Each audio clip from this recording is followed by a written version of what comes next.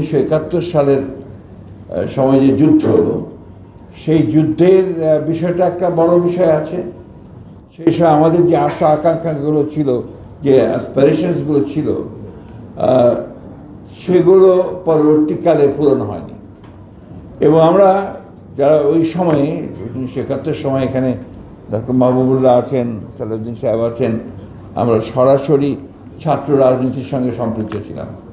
শুধু আমাদের আকাঙ্ক্ষাগুলো ছিল একটু, যেটা বলতে পারেন যে পুরো সমাজকে পরিবর্তন করে একটা নতুন সমাজ সৃষ্টি করার একটা আকাঙ্ক্ষা আমাদের মধ্যে ছিল। সেইভাবেই আমরা চেষ্টা করেছি, যুদ্ধও করেছি। পরবর্তীকালে আমরা লক্ষ্য করেছি যে আপনার সেটাকে পুরোপুরি ধ্বংস করে দিয়ে একটা একদলীয় শাসন ব্যবস্থা বাকশাল প্রতিষ্ঠা করা হয়েছে। পরবর্তীকালে গণতন্ত্রকে যেটা আমরা চেয়েছিলাম, সেটাকে কখনোই সঠিকভাবে ঠিক চলতে পারেনি, চলতে দেওয়া হয়নি, এবং বারবার পরিবর্তন হয়েছে।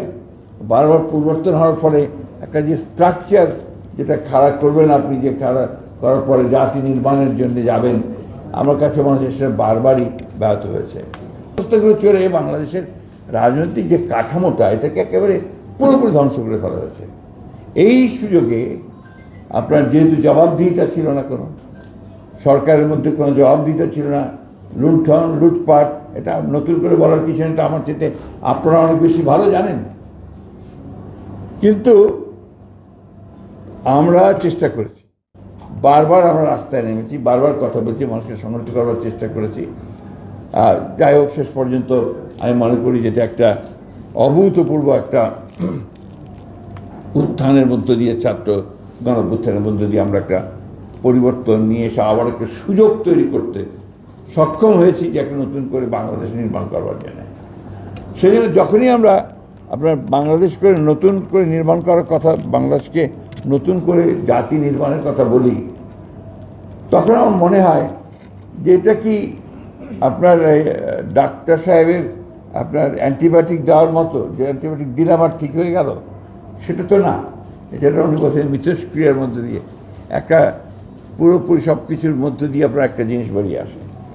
এই জন্যেই আমাদের, আমি মনে করি হতাশ হওয়ার খুব বেশি কারণ নেই। সমস্যা তো আছে, প্রতিদিন সমস্যা, প্রতিদিন নেগেটিভ সমস্ত আপনার কথাবার্তা আসছে মিডিয়াতে, বিভিন্ন জায়গায়।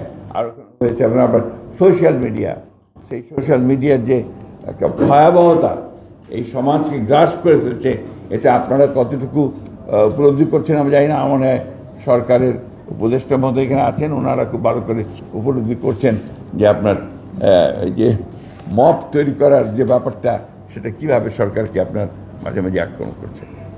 শাসনের ক্ষেত্রে যেটা বলা হয়েছে, মনে হয় আপনার গভর্নেন্স আসলে এখন সেক্রেটারিয়েটে কিছুটা থাকতে পারে, বাইরে গভর্নেন্স বলতে খুব বেশি কিছু নাই, চলছে আপনার সবাই মিলে কোঅপারেট করছে বলে চলছে। আমি গতকালই একজন বড় ব্যবসায়ী আমার সঙ্গে দেখা কথা হলো, তিনি বলছিলেন যে আগে ঘুষ দিতাম 1 লাখ টাকা, এখন দিই 5 লাখ টাকা। এটা আমি জানি না আব্দুল সাহেব মহোদয় এটাকে কীভাবে দেখবেন, অন্যভাবে মনে করবেন কিনা, but that's the truth, that's the reality. পুলিশের কোনো পরিবর্তনই হয়নি, বরঞ্চ তারা আরও সুযোগ নিয়ে, যে একবার বলে যে মিলিটারির কাছে যাও, আরেকবার বলে যে কোর্টে যাও, এভাবে পুলিশ তার দায়িত্ব এড়িয়ে চলার চেষ্টা করছে। গণতন্ত্রকে তার প্রক্রিয়ার মধ্যে দিয়ে চলতে দিতে হবে। ভালো মন্দ প্রথম দিকে থাকবে, আবার ঠিক হবে, আবার যাবে, আপনার উত্থান পতন ঘটবে, কিন্তু একদম বাদ দিয়ে আবার এটাকে ঠিক করতে হবে, ওটা ঠিক করতে হবে, করতে গেলে দেখবেন যে আমরা যেটা লক্ষ্য করছি সেটা ঠিকমতো কাজ করছে না। তাই আমরা রাজনৈতিক দল হিসেবে আমরা উপলব্ধি করেছিলাম আগেই, আমরা আপনার 2016 সালে এখানে প্রথম মাহবুবুল্লাহ আছেন, আমরা আমাদের দলের পক্ষ থেকে ভিশন 2030 বলে একটা আমরা আপনার কী করতে চাই, আমরা কীভাবে পরিবর্তনটা করা যাবে, সমাজ, অর্থনীতি, রাজনীতি কীভাবে পরিবর্তন আনা যাবে, সেই একটা ভাবনা আমাদের বেগম খালেদা জিয়া দিয়েছিলেন। পরবর্তীকালে আমরা আপনার আন্দোলন চলার সময়ই আমরা আবার পরিষ্কার রাষ্ট্র কাঠামো পরিবর্তনের 31 দফা একটা আমরা দিয়েছি। আমি জানি না আপনারা কতজন এটা দেখেছেন, বড় সুযোগ হয়েছে কিনা।